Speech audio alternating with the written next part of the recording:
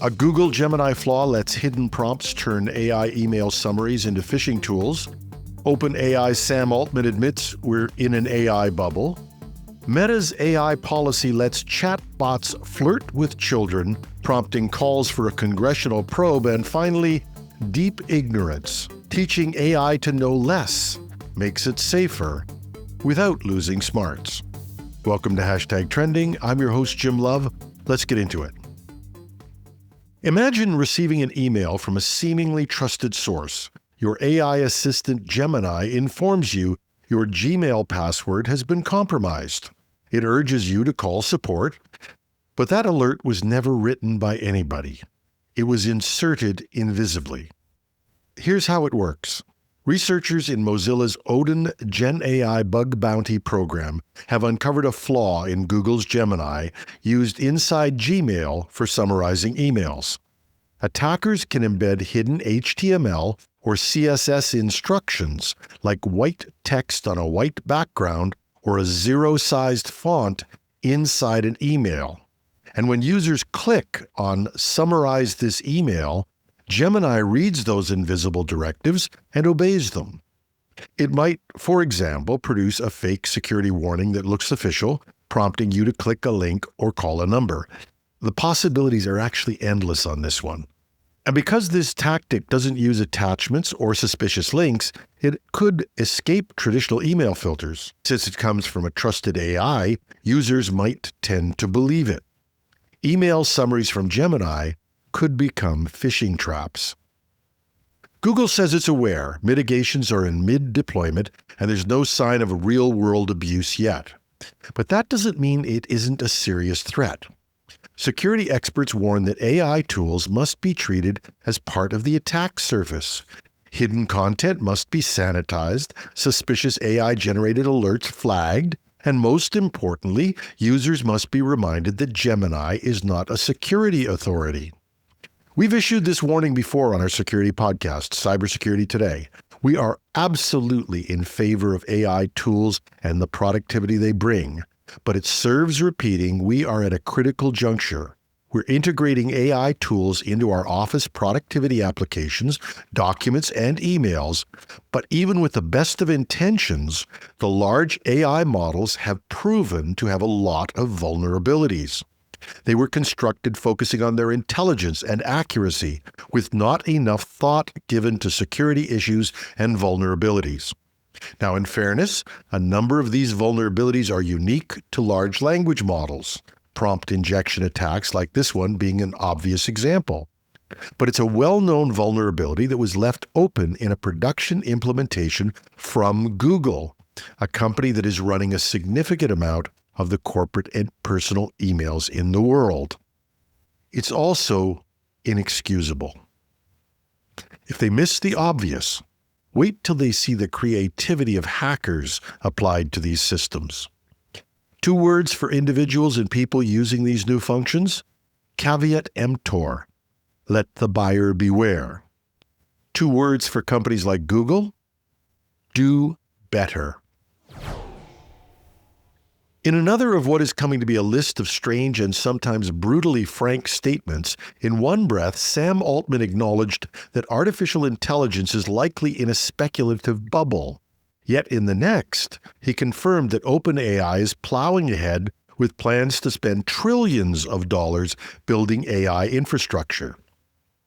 In a wide-ranging interview with The Verge around August 15th, Altman didn't mince words. Asked whether the AI sector is in a bubble, he replied, "My opinion is yes." He likened today's investor fervor to the dot-com bubble of the 1990s, when smart people overextended in excitement over a kernel of truth. He painted a vivid picture of valuation mania, where startups with a few people and just an idea are fetching sky-high valuations. That's not rational behavior, he cautioned. Someone is going to get burned, and someone's going to make a phenomenal amount of money. Still, Altman left no doubt about OpenAI's ambition. He said, "You should expect OpenAI to spend trillions of dollars on data center construction in the not very distant future." This admission reflects a surprising dose of realism. Yet despite that, OpenAI is charging forward, betting heavily on building the infrastructure it believes will power the next AI frontier. It's a high-stakes game, one that could shape value and risk across the industry. Reuters has uncovered an internal Meta rulebook that until recently appears to have allowed the company's AI chatbots to engage a child in conversations that are romantic or sensual. Meta confirmed the document's authenticity and said it has now removed those portions after questions from Reuters. The guidelines, titled Gen AI Content Risk Standards, were approved by Meta's legal, public policy, and engineering staff, including its chief ethicist, according to Reuters. The document outlines what builders could treat as acceptable outputs, down to examples that allowed describing a child's attractiveness while drawing a line at describing a child under 13 as sexually desirable. Meta told Reuters that these examples were erroneous, inconsistent with its policies, and are being revised. The political backlash was swift. U.S. Senator Josh Hawley called for an immediate congressional investigation, accusing Meta of retracting the language only after being caught. Other senators, Brian Schatz and Marsha Blackburn, have condemned the company in posts on X. Meta, for its part, says it has clear policies that prohibit content that sexualizes children or sexualizes role play between adults and minors, and emphasize that examples in working notes don't reflect what its AI is permitted to do. Still, Reuters reports other controversial passages, like allowing the bot to generate false medical information with a disclaimer, or to compose a paragraph arguing racist tropes under certain carve-outs, had not been revised as of publication. This is no longer just a content moderation dispute. When a platform produces material via AI, its internal guardrails become a policy in practice. And that's why lawmakers may be finally pressing for oversight, and why companies deploying AI to billions of users need controls that are explicit, enforced, and child-safe by default. New research from Eleuther AI and the UK's AI Security Institute shows that selective stripping out of sensitive content during training can turn out to be an unexpectedly elegant safeguard. The technique, playfully named deep ignorance, applies rigorous pre-training filters to remove high-risk, dual-use content, especially that relating to bioweapons, from open-source language models. These models then struggle to regurgitate hazardous knowledge, or to be fine-tuned into doing so, even while maintaining strong general capabilities. Here's what makes the approach work. A multi-stage filtering pipeline uses keyword block lists and classifiers to remove about 8 to 9% of the training data, focusing on biothreat content.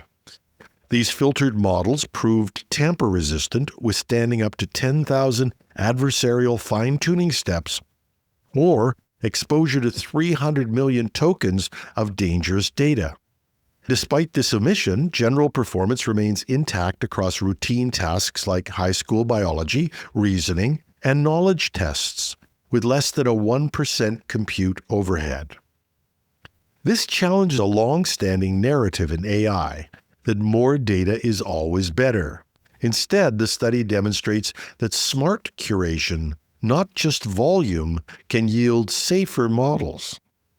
Deep ignorance isn't about dumbing AI down. In fact, it may be a misnomer. Perhaps a better term might be deep innocence. By inoculating it against misuse from the very beginning, we demonstrate a compelling case for safety by design. And we even raise a question that should get more serious research. What is the natural predisposition of an AI in terms of what we might colloquially refer to as bad behavior? Are these negative behaviors we've all heard of inherent to AI? Or are they learned from the cesspool of information that forms a growing part of our internet and social media content? And I went, oh my God, we may be having the nature-nurture debate with regard to AI. I'm not sure we've ever settled it with humans, but we better figure it out with AI before we get to artificial superintelligence. And that's our show. If you like what we're doing, please share the show with others. Give us a like or comment on your favorite podcast app or site. We're found everywhere: Apple, Spotify, YouTube, and I'm thankful to say Alexa and Google smart speakers. We love to hear from you. You can reach me at technewsday.ca or .com. Just go to the Contact Us page. And while you're there, if you'd like to support what we're doing, please go to the Donate tab and consider contributing just the cost of a cup of coffee a month to support the show. And if you're watching this on YouTube, just leave a comment under the video, but your contributions would also be gratefully accepted as well. I'm your host, Jim Love. Have a marvelous Monday.